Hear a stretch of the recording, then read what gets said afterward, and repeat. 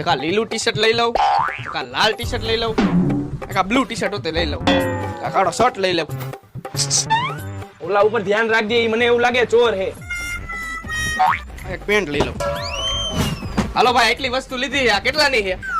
3000 રૂપિયાની. કાઈ વાંધો નહીં, પૈસા દઉં, તમે આ થેલીમાં નાખો. થેલી અમે કોઈને મફતમાં નથી દેતા, તારે એના અલગથી પૈસા દેવા પડશે. ના ભાઈ, મારા ખાતામાં ખાલી 3000 રૂપિયા છે, તો મારે થેલીના પૈસા કેમ દેવા? અને આ હું કપડા હાથમાં લઈને જાઉં તો હારો નો લાગુ ને? થેલી લઈ આવ ઘરેથી, કઈ હું મારા ઘરના પૈસા નાખીને તને થેલી નો આપું. અરે ભાઈ, ઘર તો મારું બહુ આઘું હોય અને ઘરેથી થેલી લઈ આવવામાં ટાઈમ એટલો લાગશે. અરે મારે બીજું કઈ નથી આંબરું, તારા ગીચામાં હોય ને બધું કાઢ, પણ તું મને થેલીના પૈસા દે. આ ઉભો રે. આ મારું ખાલી પાકીટ, આ મારી ગાડીની ચાવી, આ મારો રૂમાલ, અને આ મારી પાસે કોઈ પૈસા માંગે ને એના માટે.